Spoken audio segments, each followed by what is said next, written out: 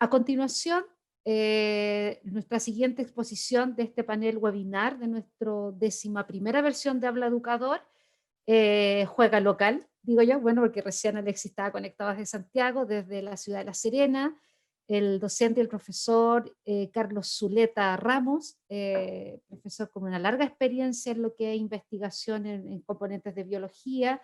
Él además trabaja, ¿cierto?, en el departamento de biología y es investigador del Centro de Estudios Ambientales del Norte de Chile, donde también hay una larga experiencia con equipos interdisciplinarios en materia de conservación de humedales y, por supuesto, con un gran énfasis a los componentes educativos. Carlos, nos conocemos desde hace muchos años. Te agradezco esta nueva versión virtual. Sé que a veces es complejo hablar, imagínate hablar en cámaras. Así que, Carlos, te doy la palabra y por supuesto que tú presentes el siguiente tema. Gracias, Pilar, encantado, digamos, por la invitación a participar en este evento de Habla Educador. No es la primera vez que participo en él.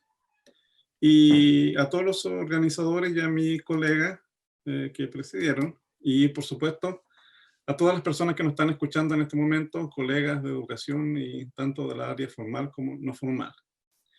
Lo que voy a presentar ahora, ¿cierto?, es un resumen de, de dos proyectos de investigación financiados, ¿cierto?, por el Fondo de Protección Ambiental y particularmente, ¿cierto?, de este que está señalado acá, que nos permitió monitorear los humedales de la región de Coquimbo en la zona litoral durante más de 3 años. ¿Ya? Esto complementa obviamente la investigación que nosotros ya habíamos realizado o estábamos realizando con el apoyo de la Dirección de Investigación de la Universidad de La Serena. ¿Por qué tenemos que estudiar los humedales? ¿Ya? Bueno, estando, ¿cierto?, en una zona árida, uno podría suponer que los humedales, digamos, tienen una importancia secundaria para el funcionamiento de los ecosistemas. Y que además, ¿cierto?, son áreas relativamente pequeñas que no son tan representativas de todo el paisaje que nosotros estamos, digamos, habitualmente acostumbrados, ¿cierto?, a observar. Obviamente que estos humedales costeros que están señalados acá y que estudiamos durante este periodo, va, ¿cierto?, desde la zona casi con el límite de Atacama hasta llegar, ¿cierto?, al límite con la región de Valparaíso. Todo ello, ¿cierto?, son humedales costeros y incluyen, ¿cierto?, lagunas y estuarios. Y obviamente, ¿cierto?, como ustedes pueden ver, son una porción muy pequeña del territorio de la región. ¿Ya? Entonces, un alumno, me recuerdo yo, de un colegio allá de Huentelauquén, me preguntó que por qué estudiábamos los humedales si habían otras cosas que estudiar. Y como todos los niños, ¿cierto?, tienen preguntas muy difíciles de responder. Así que yo me puse, ¿cierto?, en la tarea de averiguar qué es lo que tenían, ¿cierto?, de especial los humedales costeros. ¿Ya? Y llegué, ¿cierto?, más o menos a estos puntos que estoy compartiendo con ustedes. Bueno, estos humedales costeros, ¿cierto?, son diversos y valiosos para el hombre y la naturaleza. Lo vamos a ver más adelante. Todo lo que está, ¿cierto?, subrayado lo voy a tratar acá en esta presentación. Están obviamente insertos en una matriz árida. La mayor parte de estos territorios, ¿cierto?, es de propiedad privada. Son todos humedales pequeños, ¿ya? Pero, gran sorpresa, presentan una alta biodiversidad. Normalmente, ¿cierto?, cercanos, ¿cierto?, a estos humedales, hay ciertas comunidades humanas que normalmente, ¿cierto?, son de un nivel de pobreza alta. ¿Ya? También, ¿cierto?, estos humedales presentan una alta vulnerabilidad física y biológica, lo vamos a ver durante el desarrollo de esta presentación. Tienen, ¿cierto?, un patrimonio sociocultural importante. La gente que está cercana a estos cuerpos de agua tiene, ¿cierto?, una identidad especial con ellos, ¿cierto?, tiene un arraigo con su territorio que es diferente al resto, digamos, de las personas que vivimos, ¿cierto?, en ciudades más grandes. Estos humedales presentan una alta vulnerabilidad al cambio global, ¿ya? Hay desconocimiento de los servicios ecosistémicos que prestan estos humedales. Hay una progresiva extinción de las experiencias, es decir, nuestros niños, jóvenes, y lo que es más grave es también nuestros colegas, profesores, eh, no conocen lo suficiente, ¿cierto?, de la biodiversidad del sistema y por lo tanto, entonces, de alguna manera, ¿cierto?, está atentando contra el conocimiento cotidiano de la biodiversidad, porque muchos de en estos lugares, ¿cierto?, hay escuelas que tienen el humedal al lado, ¿no? Los humedales pueden constituir, ¿cierto?, un polo de desarrollo para las comunidades, pero y también, ¿cierto?, constituye un rol socioeconómico importante porque mucho de la agricultura familiar campesina, ¿cierto?, se desarrolla alrededor de estos cuerpos de agua.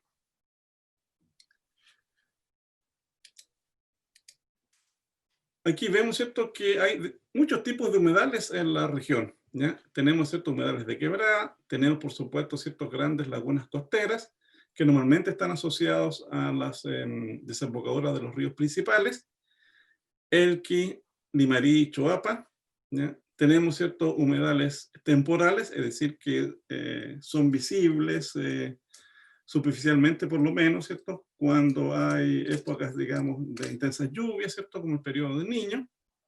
Hay humedales muy pequeños, que esto fue una gran sorpresa durante este estudio, ¿cierto? Descubrirlo, que son los charcas temporales, ¿cierto? O pozas temporales, que son humedales de pequeño tamaño, ¿ya?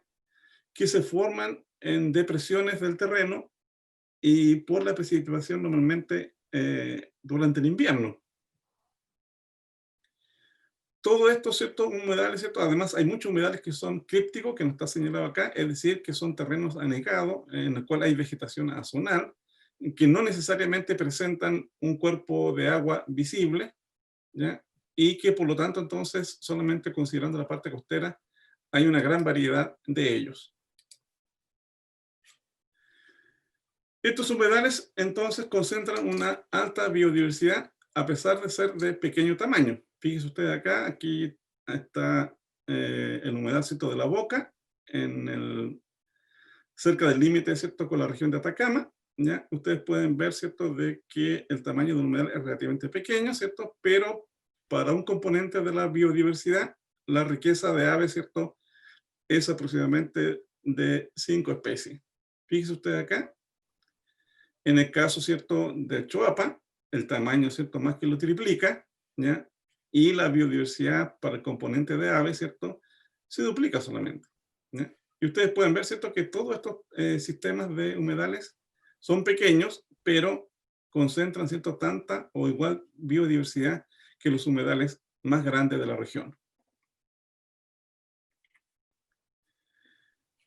Para otros componentes de la biodiversidad, ustedes pueden ver acá en la boca, ¿ya? Donde tenemos los elementos de la espertofauna, los mamíferos, las aves, y pueden ver, ¿cierto?, de que la riqueza, ¿cierto?, de especies es un poco más nomás. La boca tiene 11 especies de reptiles, en cambio, ¿cierto?, la historia del río Limarí, que es enorme, tiene 13 especies de reptiles. De la mastozoofauna, la boca tiene más mamíferos que el estuario del río Limarí, y de la avifauna, bueno, acá hay 59, aquí lo duplica un poco más, ¿ya? Pero esta biodiversidad que está alojada, ¿cierto?, en los distintos cuerpos de agua a lo largo de nuestro litoral, ¿ya? En realidad están formando una red que permite entonces de que compartan muchos de estos elementos que estoy mostrando acá, pero algunos de ellos solamente están situados, ¿cierto?, en algunos de estos humedales, ¿ya? Y esto obviamente conlleva, ¿cierto?, un problema de gestión de estos humedales que no es menor, ¿ya? Eh, Puesto que estos humedales, ¿cierto?, están de alguna manera albergando, ¿cierto?, distintos ensambles de fauna particularmente, ¿cierto?, y distintos componentes, ¿cierto?, también de la flora, que no, generalmente nunca las menciono porque no soy especialista en ello, ¿ya?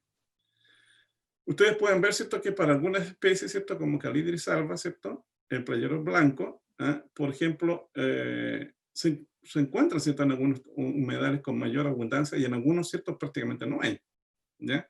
Acá en La Boca, que es un humedal pequeño, el río Elqui, ¿cierto?, la zona del estero, ¿cierto?, de Tongoy, que ahora es sitio Ramsar, ¿ya? Y otros humedales, ¿cierto?, más hacia el sur de la región. Para otras especies, ¿cierto?, la distribución y la abundancia difieren.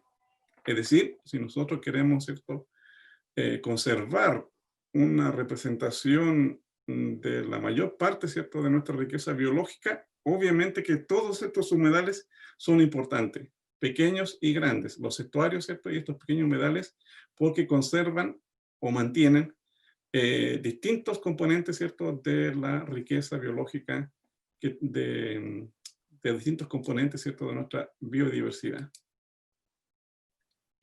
Sin embargo, ¿cierto?, estos humedales presentan altas vulnerabilidades en la cantidad de especies exóticas que hay en los humedales, ¿cierto?, es muy alta, ¿ya?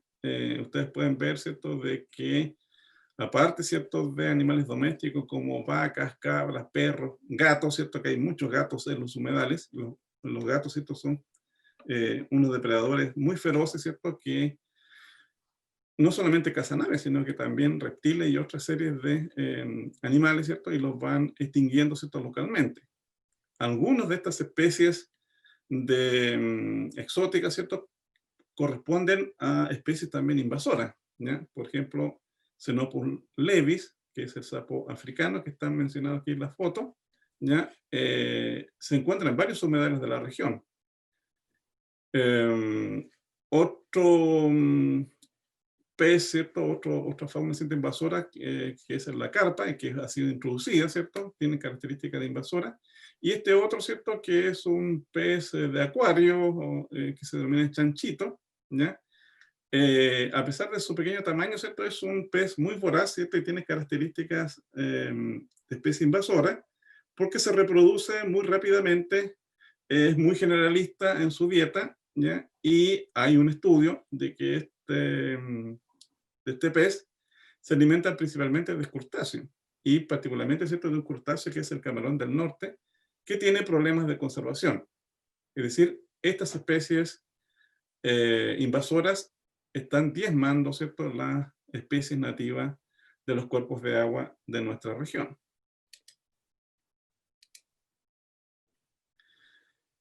Los humedales, ¿cierto?, también presentan una alta vulnerabilidad, ¿cierto?, a elementos físicos, ¿ya? Estas vulnerabilidades físicas tienen que ver con el tamaño del humedal y con su cercanía al litoral y con su altura que presentan, ¿cierto?, respecto del nivel del mar.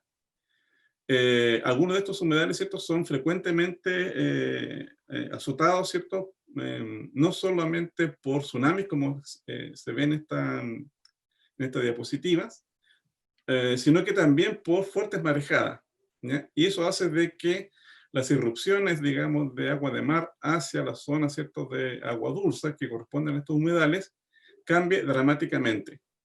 Al cambiar la composición del agua y hacerse más salada, obviamente, ¿cierto?, que va a modificar la estructura trófica de su humedal, ¿cierto? Y algunas especies que no son tolerantes a la sal se van a ir perdiendo en algunos de estos cuerpos de agua.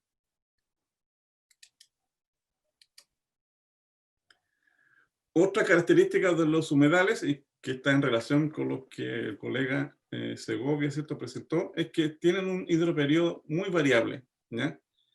En condiciones de alta precipitación, obviamente los humedales están obviamente repletos, ¿ya? En condiciones normales, estos se pueden llegar a secar, aunque los ríos, ¿cierto?, que conectan a los humedales que son de estuario, normalmente, ¿cierto?, siempre tienen agua, ¿ya?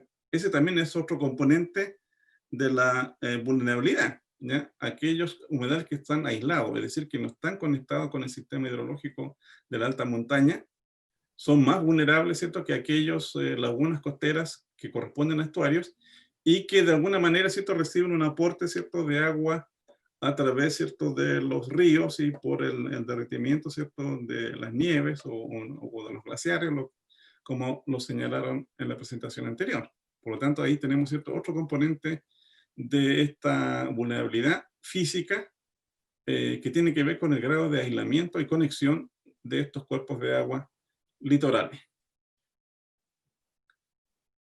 Este ratoncito que está acá es una especie, ¿cierto?, endémica de acá, de la zona, ¿cierto?, de las dunas costeras de los Choros, muy cercano, ¿cierto?, al humedal de la Boca, y que fue una nueva especie, ¿cierto?, que se describió por nuestro equipo, ¿cierto?, hace más o menos 5 años atrás, ¿ya? Es decir, a pesar de ser zonas que reciben frecuentemente, ¿cierto?, visitas, y que uno ha pasado, ¿cierto?, por esas zonas varias veces, bueno, la naturaleza, ¿cierto?, nos depara muchas sorpresas, ¿cierto?, y aún viviendo en estos lugares relativamente pequeños y en algunos casos inhóspitos, podemos encontrar nuevas especies, ¿cierto?, para la ciencia. Los humedales obviamente también están siendo, ¿cierto?, vulnerables al cambio climático. Este es un estudio que lo hizo un colega, ¿cierto?, de la UPLA, en el cual estábamos trabajando, ¿cierto?, en conjuntos. Ustedes pueden ver, ¿cierto?, que aquí se está analizando la superficie de los espejos de agua, ¿cierto?, en 2 periodos. Tenemos mucho más datos, pero esto es para graficar básicamente en 1986, que fue un año relativamente lluvioso, en el 2017, que no fue más seco. Y ustedes pueden ver, ¿cierto?, de que en general todos los cuerpos de agua superficiales están disminuyendo, por lo menos en superficie, ¿ya? Eso significa entonces que al achicarse, ¿cierto?, el cuerpo de agua, cambian no solamente la hidrología del sistema, sino que cambia, ¿cierto?, la fauna, ¿cierto?, que está asociada a estos cuerpos de agua. Acá tenemos, ¿cierto?, otro elemento de las vulnerabilidades, ¿cierto?, de los ecosistemas de humedales en la zona costera, y que tiene que ver, ¿cierto?, con el número de marejadas que azotan las costas, ¿cierto?, de Chile, ¿ya? Ustedes pueden ver, ¿cierto?, que el número de marejadas, ¿cierto?, ha ido aumentando progresivamente desde 1980, ¿cierto?, hasta el 2015, donde están por lo menos analizado este estudio, ¿ya? Y pueden ver, ¿cierto?, que el número de marejadas son mucho más frecuentes y mucho más intensas. Y eso conlleva, ¿cierto?, nuevamente, ¿cierto?, a que entra mayor cantidad de agua salada, ¿cierto?, a estos cuerpos de agua dulce, cambiando obviamente la salinidad de estos cuerpos de agua y cambiando entonces o modificando drásticamente y en algunos casos extinguiendo, ¿cierto?, muchos elementos de la zooplancton, ¿cierto?, y fitoplancton, ¿cierto?, de los cuales se alimentan, ¿cierto?, o que es la base de la cadena alimentaria de las especies, ¿cierto?, que están presentes en estos humedales.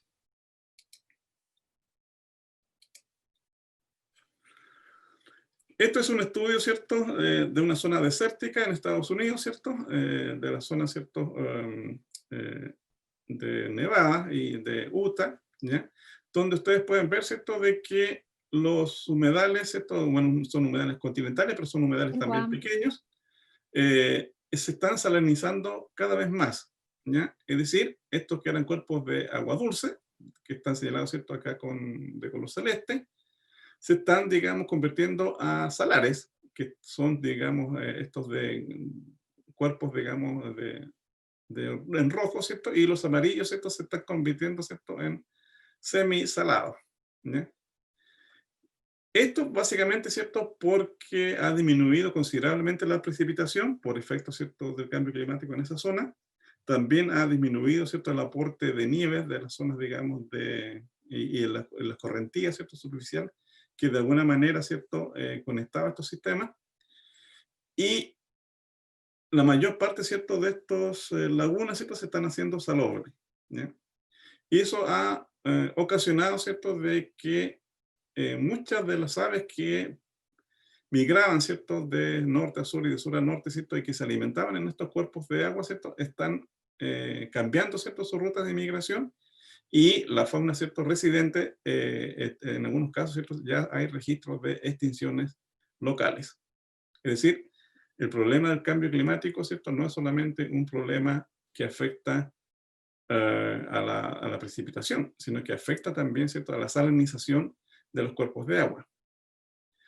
¿Por qué las sales son importantes? Bueno, son importantes también, ¿cierto?, dentro de la fisiología de las aves, ¿ya? Las aves pueden tolerar cierta carga de sales o carga osmótica, pero no pueden tolerar altas cantidades de sales en su sistema. Sobre todo los polluelos, es decir, de las aves que se reproducen en estos sistemas, porque todavía no tienen desarrollado, ¿cierto?, su riñón y su sistema, ¿cierto?, para poder procesar grandes cantidades de sales, ¿cierto?, ya sea en el agua, ¿cierto?, o en las dietas que ellos consumen. Por lo tanto, entonces, esta es una fuente, ¿cierto?, de vulnerabilidad importante para la biodiversidad de estos sistemas acuáticos. Los humedales costeros de la región, ¿cierto?, tienen un rol socioeconómico importante, ¿ya? El 87% de los caudales de las cuencas, ¿cierto?, se ocupa en la agricultura, y muchos de estos pequeños humedales, ¿cierto?, son ocupados para la agricultura campesina, ¿ya? También, ¿cierto?, la ganadería, ¿cierto?, es sobre todo, digamos, en estas zonas, digamos, semidesérticas. Estos cuerpos de agua, ¿cierto?, proveen, digamos, de eh, agua, ¿cierto?, de bebidas para el ganado menor. Los humedales presentan un patrimonio sociocultural importante. Hay muchas actividades campesinas, tradiciones orales, fiestas religiosas, construcciones, formas de vida que están de alguna manera ligados, ¿cierto?, con eh, los ciclos que presentan los humedales. Mucha gente, por ejemplo, hacía antiguamente una serie, ¿cierto?, de reuniones sociales o pequeñas pampillas alrededor, ¿cierto?, de los humedales, ¿cierto?, y viajaban a, por lo menos en las fiestas, digamos, de los pueblos, a encontrarse, ¿cierto?, socialmente y disfrutar de los servicios ecosistémicos que ofrecían estos humedales.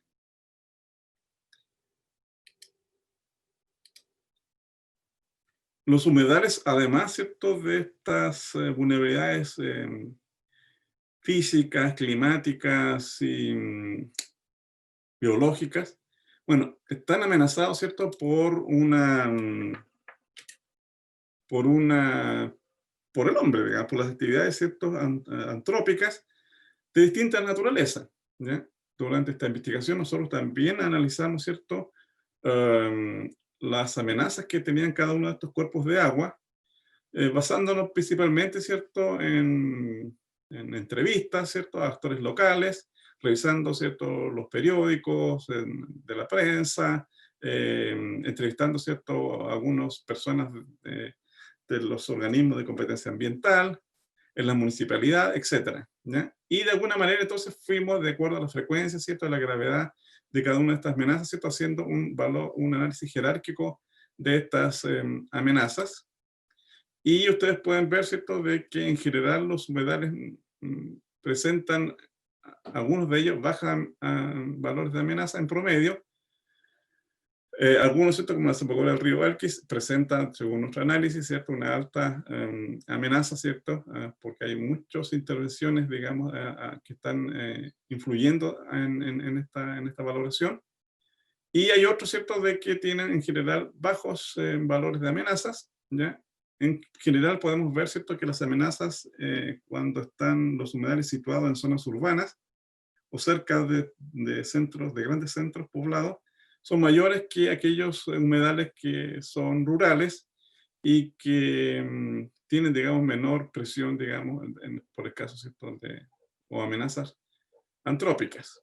Las amenazas pueden ser, digamos, varias de ellas, ¿cierto? La basura orgánica, construcción de caminos, tránsito de vehículos, caza ilegal, uso de maquinaria, extracción de agua, en fin, una serie de variables, ¿cierto?, que están de alguna manera, ¿cierto?, determinando los valores globales de amenaza de este sistema de humedales.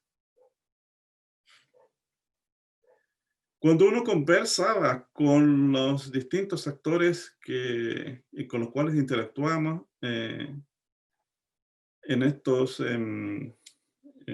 monitoreando, ¿cierto?, estos humedales, nos dimos cuenta, ¿cierto?, de que la gente, ¿cierto?, reconocía los humedales porque le permitía, por ejemplo, tener agua de bebida, qué sé yo, en algunos casos podían pescar, en otros casos iban simplemente a disfrutar del humedal. Alguna gente, ¿cierto?, vivía aquí y podía lavar, ¿cierto?, algunos productos que ellos consumían o cosechaban, etcétera. Pero en general, ¿cierto?, su apreciación y su valoración del humedal, ¿cierto?, eran intuitivas. Por lo tanto, entonces hicimos una pequeña encuesta, ¿cierto?, en varios puntos de la región. Esto básicamente, ¿cierto?, en la zona de los humedales de la región de Coquimbo, de la bahía de Coquimbo, ¿cierto? Y nos dimos cuenta, ¿cierto?, que en general había un desconocimiento de los servicios ecosistémicos. Esta encuesta no solamente se realizó a personas que de alguna manera, ¿cierto?, son pobres y de bajo nivel sociocultural y que están asociados a ciertos actividades, sino que también consultamos, ¿cierto?, en escuelas, en algunos otros servicios, y en general, ¿cierto?, nos pueden ver, ¿cierto?, de que todos reconocen que los humedales son importantes, por ejemplo, para la mantención de la biodiversidad.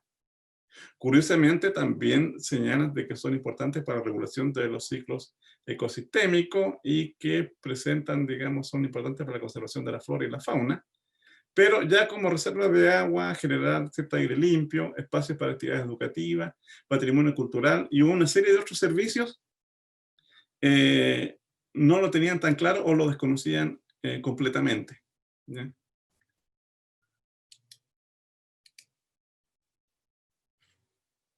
Obviamente que este desconocimiento de los servicios que prestan los ecosistemas, particularmente, ¿cierto?, de los humedales, va en contra, ¿cierto?, de la conservación de estos sistemas, ¿ya?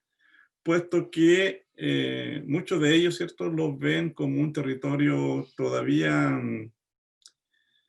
entre que es un territorio, digamos, desechable y de que no tiene muchas cosas de valor, digamos, como para poder conservarlo, ¿ya?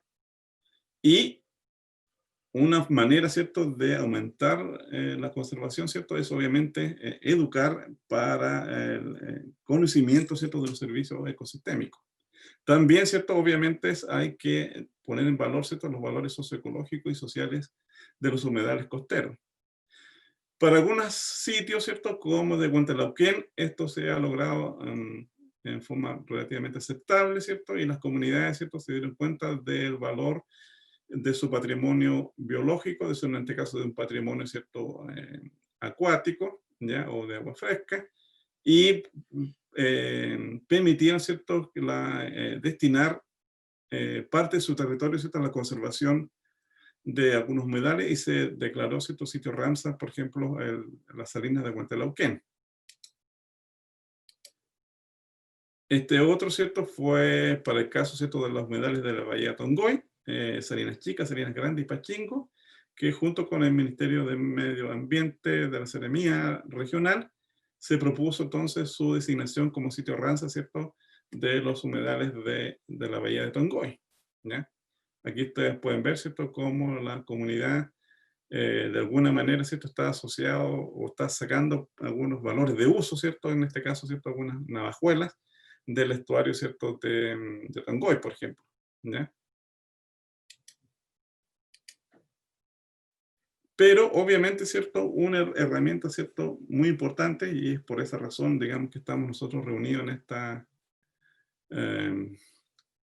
seminario, ¿cierto?, de habla educador, ¿cierto?, es obviamente la educación, ¿ya? Y la educación, ¿cierto?, es una herramienta potente que requiere mucho esfuerzo, ¿ya?, que tiene que ser permanente en el tiempo, pero que tiene, ¿cierto?, la potencialidad, ¿cierto?, de empoderar a la comunidad, no solamente, ¿cierto?, a los niños, ¿ya?, porque hay que hacer, digamos, el trabajo integral completo, ¿cierto?, no solamente con los estudiantes, sino que también, ¿cierto?, con la comunidad escolar, los apoderados, los padres, ¿cierto?,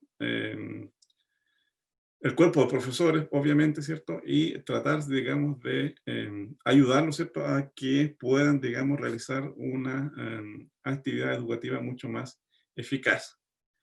Nosotros, ¿cierto?, hemos realizado junto con colegas, ¿cierto?, acá en César Piñones, ¿cierto?, una serie de actividades en los humedales costeros, ¿ya? Esto ha sido una actividad constante, no solamente en un momento determinado, sino que incluso cuando no teníamos ya financiamiento del proyecto, ¿cierto? A través de la universidad, nosotros seguimos colaborando, ¿cierto? Con las escuelas, porque el esfuerzo de la educación, ¿cierto? Tiene que ser un esfuerzo constante y prolongado, porque si uno se retira antes, todo lo que uno puede haber construido, ¿cierto? Se viene abajo.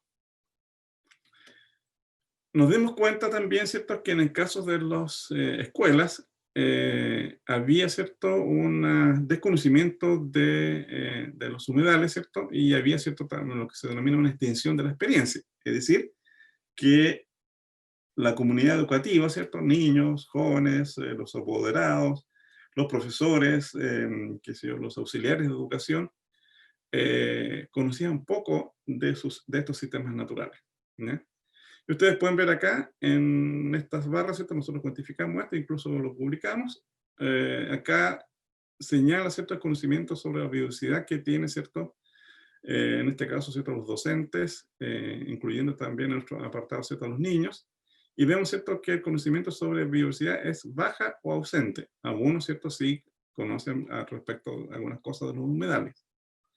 La experiencia pedagógica de los humedales, es decir, usando el humedal como una herramienta didáctica, era en general regular, baja o ausente, ¿ya?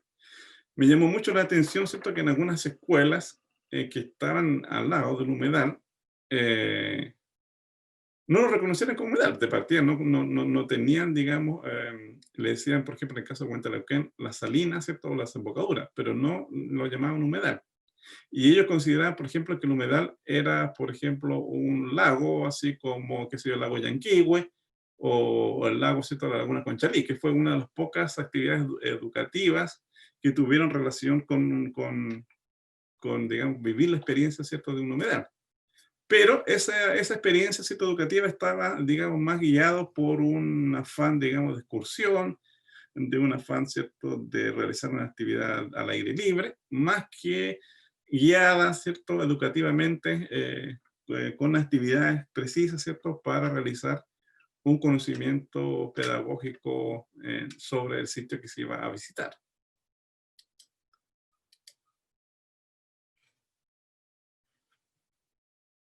Para apoyar a los profesores, nosotros entonces fuimos desarrollando una serie de actividades, ¿cierto?, que tenían que ver, ¿cierto?, con identificar distintos elementos del humedal, por ejemplo, las zonas de la duna, las residencias, digamos, de veraneo, lo que era la vegetación ribereña del humedal, los caminos, las lagunas costeras, ¿ya? Empezamos, ¿cierto?, a identificar las aves con los estudiantes, ¿cierto? Porque eran el elemento de la biodiversidad lo más fácil, ¿cierto?, de estudiar o analizar. En algún momento, ¿cierto?, nos juntamos también con los profesores de varios colegios, ¿ya? E hicimos talleres con ellos.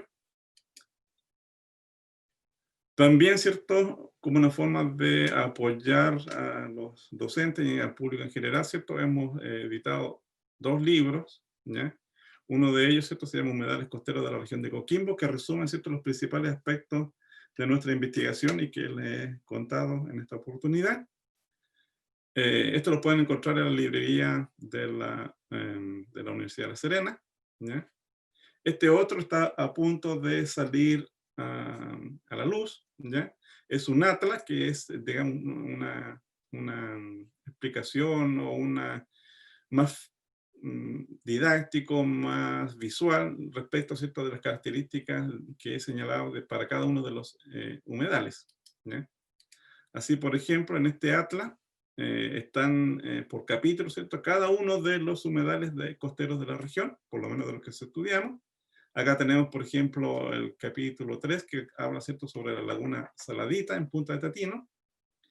Aparte, ¿cierto?, de las cartografías sobre la localización y la red hídrica, ¿cierto? Hay algunos modelos tridimensionales, ¿cierto?, que fue realizado a través de un levantamiento con dron, ¿ya?, para que se tuviera la imagen completa del humedal.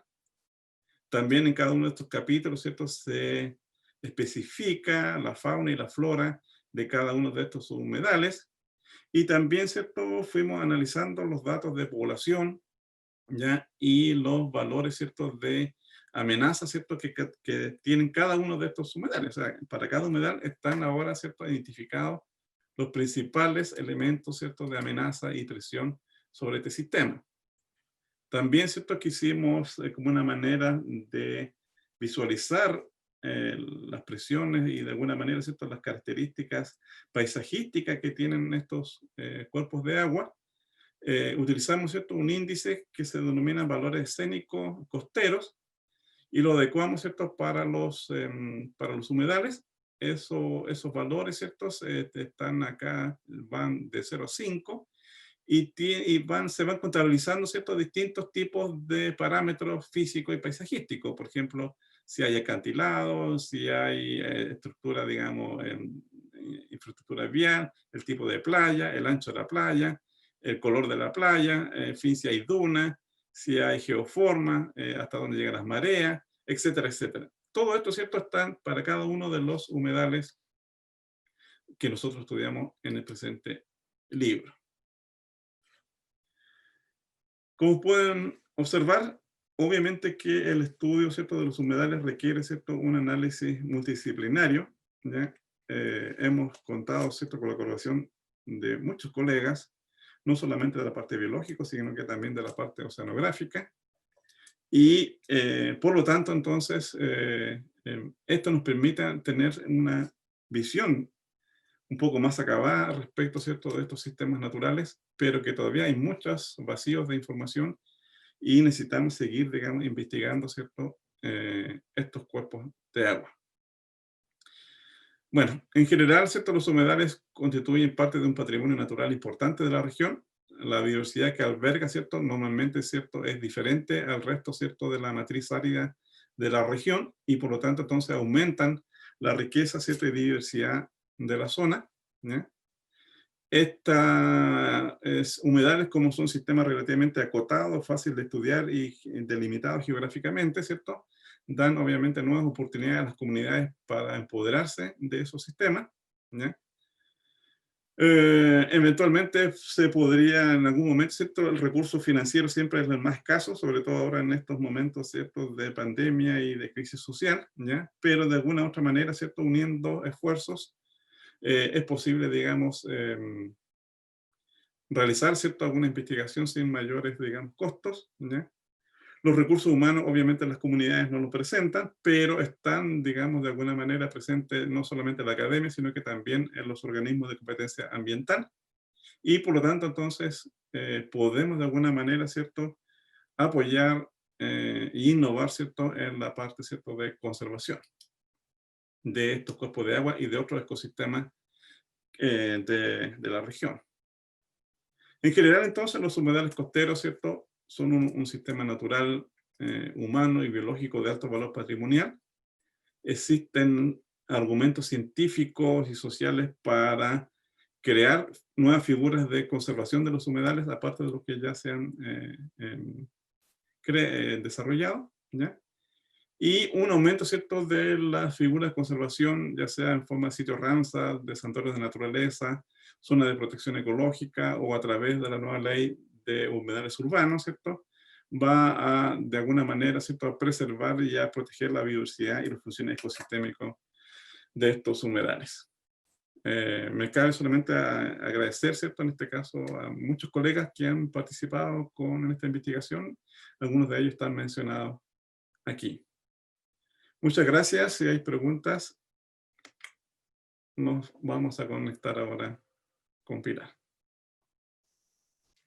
Muchas gracias, Carlos, por darnos una radiografía de los estados de los humedales costeros en nuestra región. Sabemos que detrás de este trabajo hay investigación de la universidad, como también del Fondo de Protección Ambiental, una herramienta de gestión que a pesar de los escasos recursos sigue aportando a estudios y a trabajo que tienen componente y base científica, pero que también además generan herramientas y productos que van de la mano a un desarrollo de procesos educativos.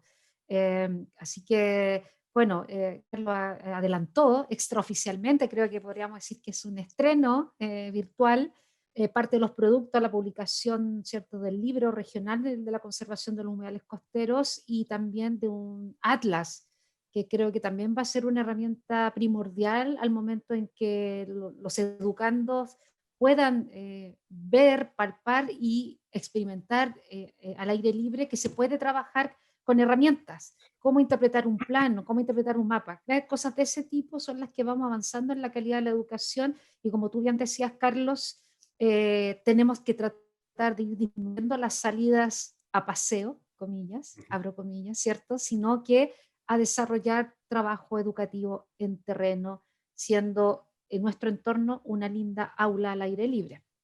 Vamos a pasar a las consultas. Hay muchas preguntas. Estamos tratando de, ¿cierto?, de ir agrupándolas por temas de interés. Alexis, tienes muchas preguntas, pero vamos a ir a las principales y que puedas tú ir respondiendo en esta oportunidad y nos vamos a ir intercambiando, ¿cierto?, preguntas. ¿Estás ahí, Alexis? Súper. Sí, estoy aquí, ya revisé algo de las preguntas, así que estoy haciendo un poquito de pega aquí en este rato. qué, Que, qué bueno, entonces va a facilitar el diálogo entonces. sí, por Así que ahí no te tuve que buscar preocupes. en alguna información, pero ya algunas ya las tengo, así que estoy listo. Es que nuestros participantes son participantes muy informados y nos siguen a través de todos estos años, muchos habla educadores, entonces hay preguntas que son muy específicas. Una de las preguntas que realiza Claudia Seura Vallejos, que tiene que ver también con otras preguntas con respecto a las actividades mineras y a la explotación minera, cómo influye en relación al estado y la conservación de los humedales. Claudia pregunta en específico, bueno, ¿y qué pasó, cierto, con el proyecto más Pascualama, quien ejecutaba Barrigol, que tuvo una sanción, cierto, y que destruyó un glaciar al interior de Vallenar? Entonces aquí te conjugo un poco dos, en el fondo, sobre evidencia científica en relación al tema de las actividades mineras y, por supuesto, qué pasó. Esto es casi como un reality. Bueno, ¿en qué está el proyecto de Barrick Gold? Sí, mira, evidencia científica sobre destrucción de glaciares por actividades productivas, mineras, económicas, etcétera, sí se puede dar. El material particulado sedimentable como el carbono negro que se puede depositar sobre la superficie de glaciares, sobre todo descubiertos, ¿ya?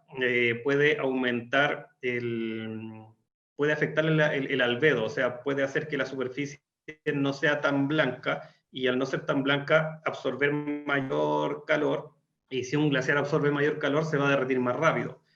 Vibraciones también por tronaduras también pueden afectar lo que es el desplazamiento del glaciar, hacer que este se desplace más rápido, que pueda desprenderse bloques. Ahora, estas características se tienen que monitorear con geófonos, que son instrumentos que miden las vibraciones, y con estaciones que miden cantidad de material particulado sedimentable por metro cuadrado. Entonces, en los estudios que se están haciendo actualmente, que se están planteando actualmente por el sistema de evaluación de impacto ambiental, los estudios o sea, los proyectos que tienen glaciares en área de influencia sí están haciendo estos estudios y bueno, nosotros como unidad encargada a nivel nacional de la temática de los glaciares los estamos analizando debidamente también. Ahora, ¿en qué está el proyecto Pascualama? Al menos lo que yo sé, porque de hecho es... bueno, yo hago clases en la universidad también, entonces a veces en mi rol académico de repente hago algunos papers, entonces saqué un paper el año pasado, en diciembre, de todo lo que es el continuo del proyecto de ley de glaciares en los últimos 18 años.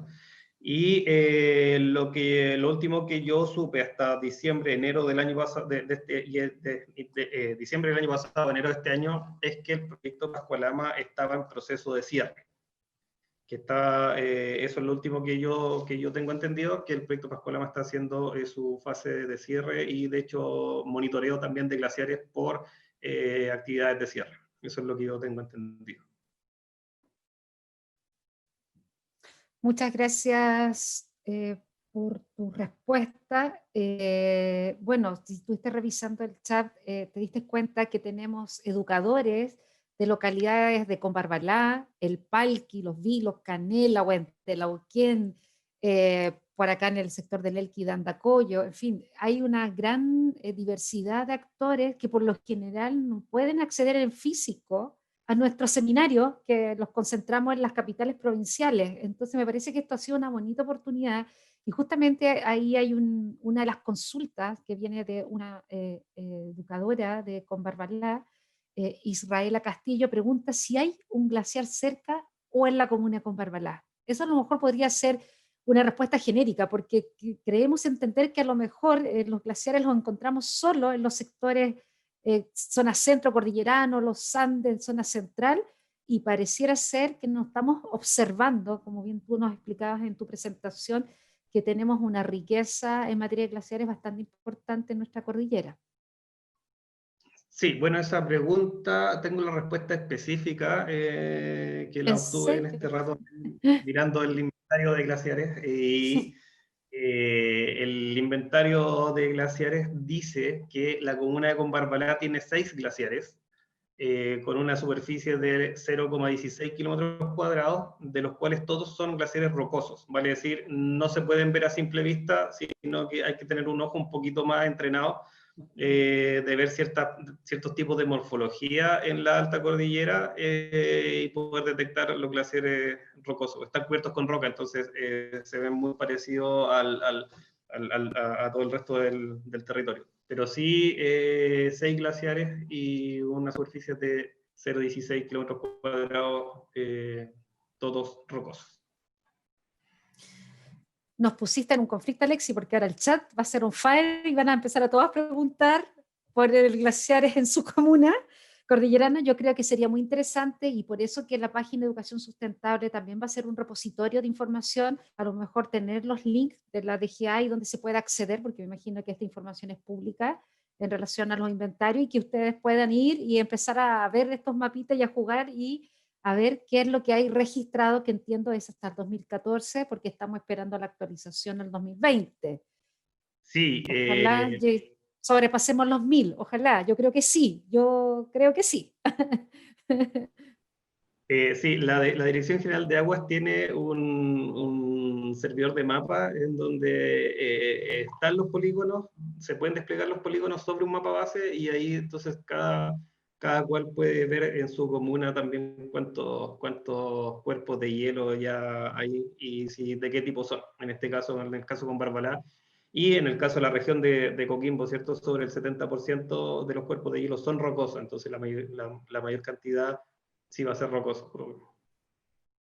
Super Alexi, mira, hay conectado muchos equipos municipales de medio ambiente, del municipio de La Serena, de Coquimbo, de Canela, de Los Pilos, así que me parece que esa información es muy interesante también para la gestión local con respecto a qué es lo que hay en sus territorios.